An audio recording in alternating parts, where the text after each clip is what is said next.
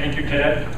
I'm honored to be able to say a few words today about Ralph Abele's legacy and the Ralph W. Abele Scholarship Fund. I want to thank Executive Director Arway and the commissioners and Ted Walk for putting together this ceremony and for making the decision to bring us inside. A very wise decision. I met Ralph Abele in the summer of 1978. I was a captain in the Air Force at JAG. I came here to the Fish Commission for an interview with him. He sat behind his "Don't Tread on Me" flag. He smoked a cigarette because back then that's what people did in offices, and he had ashtrays all over. He asked me some questions, and little did I know then that Ralph would become not just my client in the legal sense, but a mentor and an inspiration for me throughout my life. We worked on the new Fish and Boat Code and other legislation. We intervened in the dam relicensing cases before the Federal Energy Regulatory Commission, FERC, as Frank Curry mentioned. And Ralph testified about the importance of American shale, as did, I think, John and Bob Hesser and several other people from our state. And our testimony made a difference, and Ralph's testimony made a difference. We attended many future task force meetings and talked about laws and policies to protect, conserve, and enhance the resource, not just for now, but for the future. Ralph Abele, Ken Sink, Maurice Doc Goddard, Pete Duncan, Larry Schweiger, Lenny Green, and many others, they called themselves the Old Bastards. And they would gather at camp once or twice a year to talk about conservation. Their focus was not on the problems of the present or the immediate issues. Their focus was on the future, the big issues beyond the horizon. Clean water, clean air, sustainable resources, paradigm shifts, and policy changes is what they talked about.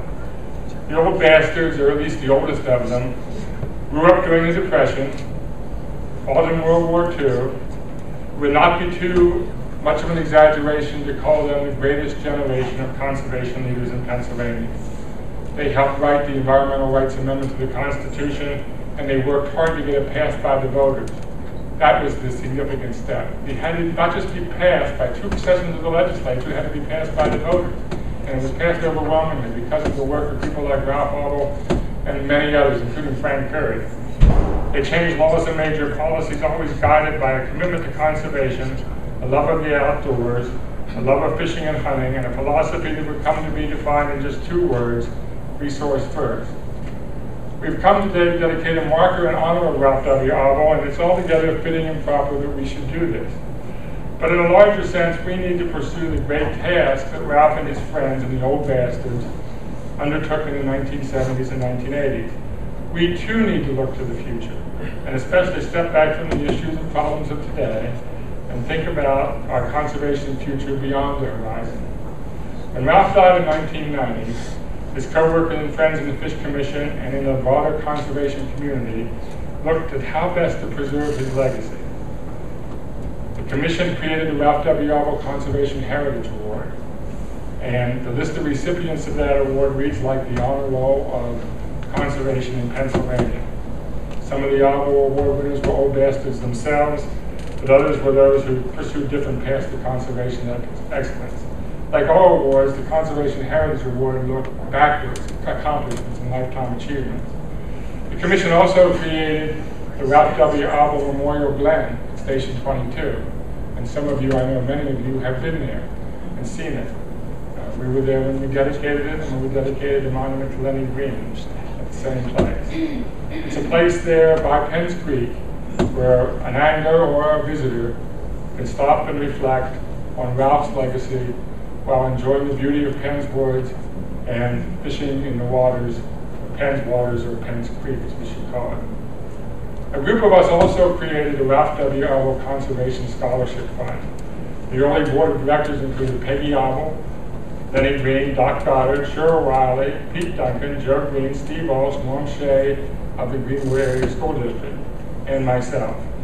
In addition to his abiding commitment to conservation, Ralph was an educator.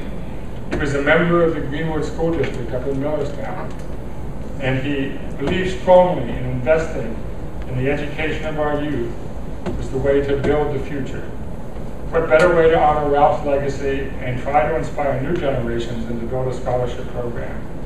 Since its inception, the Ralph W. Abele Conservation Scholarship Fund has been incorporated and got IRS 501c3 status as a charitable organization. We raised money through sale of the Straight Talk books, which are all sold out now, and through the Abele mugs, which are also all sold out, and through these pins. These pins reflect the Gadsden flag. This was long before the Tea Party adopted the Gadsden flag. And it says Ralph W. Abele Conservation Scholarship Fund, and Don't Tread on Me and the Rattlesnake, which played an important part in the revolution. The Scholarship Fund has awarded more than 35 scholarships worth more than $30,000. We award these scholarships to support the post-secondary education of young people in environmental disciplines such as fisheries, ecology, forestry, wildlife management, environmental engineering, environmental enforcement, and environmental resource management. We know the amount that we can give and have given in scholarships is relatively small compared to the cost of education today, but our goal is simple. That through this small boost that we can give a young person, we can help a deserving young man or woman succeed and reach their goals, and that their accomplishments will keep Ralph's legacy alive for years to come. The Scholarship Fund is focused on the future, the way the old masters were in their conversations. They talked about the long-term future beyond the horizon, and we're investing beyond the horizon. Our great hope is that one of the recipients of the Ralph W. Abele Conservation Scholarship will someday become a conservation giant in Pennsylvania. We all hope so.